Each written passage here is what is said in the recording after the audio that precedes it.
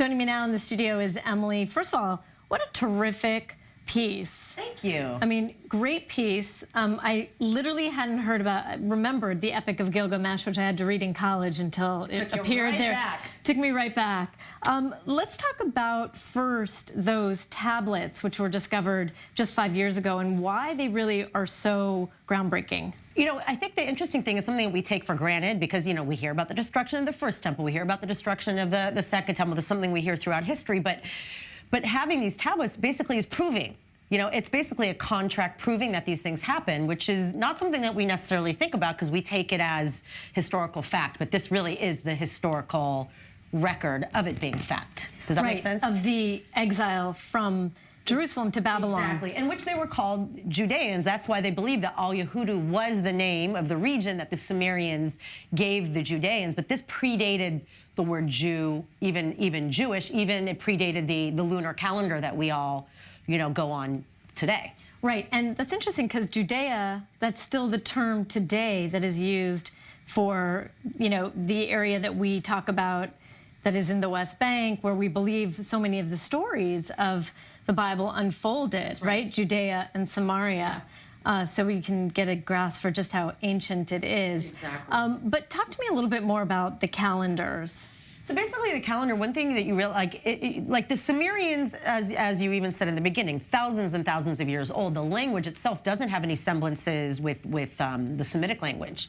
Even Horowitz was saying it's similar. The closest thing is Georgian, the language of Georgia, Navajo, and a language even like in the Hawaiian era. But what this means is that it was all of the people from the exile that stayed, that didn't come back. You know, these descendants ended up becoming the great sages that created the Babylonian calendar or adopted the Babylonian calendar and wrote the Babylonian Talmud, which is kind of the foundation of the lunar calendar and the Jewish calendar that we know of today. There wasn't a Jewish calendar per se until, you know, hundreds, thousands of years after the exile.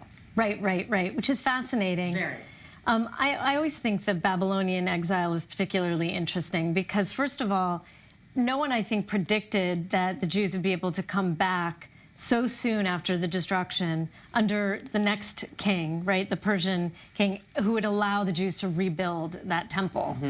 I think, but the interesting thing also that you heard in the piece is that the prophet Jeremiah, you know, now we're putting the words and what they've said, you know, together in the names, but he had the vision before and said, hey guys, just live a good life, take care of your family, but the day of returning is going to come soon. And then they also reference Ezekiel, who, you know, was the prophet along the river there, also having visions, also showing the, you know, the idea of the Judeans physically being there and it being in that region that you heard about from Amanda and Wayne. Going back to just the tablets, where were they discovered?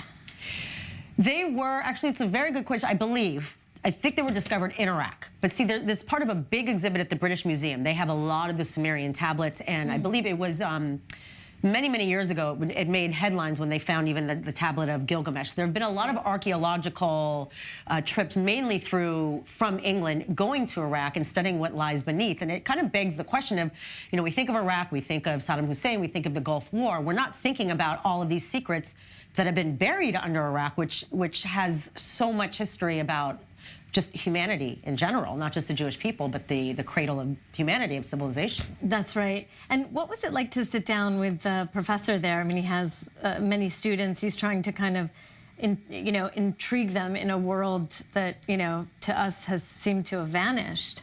It's fascinating. You can see just even how excited he got when he showed us that book with the Nebuchadnezzar. He's like, no, this is a beautiful piece. This is proof that he existed. I mean, he's like a kid. And even, you know, Wayne Horowitz was saying, you know, like there was the athletes, there were the band nerds, I was a language nerd. But he said he was just always fascinated. And he actually studied under the, you know, the professors at the British Museum. So he just loves the idea of bringing it to life. And then to see these students that are, you know, older, they're not necessarily college kids, to show a renewed interest is fascinating. Yeah, and this exhibit is at the Bible Lands Museum in Jerusalem. Where they have several of the tablets, not the whole collection, but yeah, it's a permanent exhibit within the Bible Lands Museum. It's now part of the Bible Lands permanent exhibit. Yes, to see these little tablets and how people were able to like chisel out.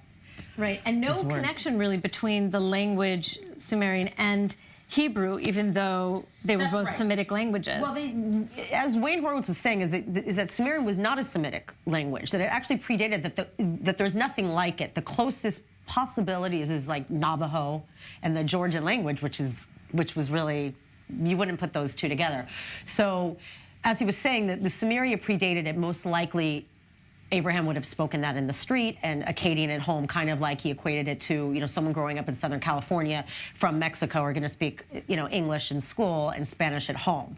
But this was all before the modern day Hebrew and Aramaic that we know. Right, fascinating. Thank you so much, Emily.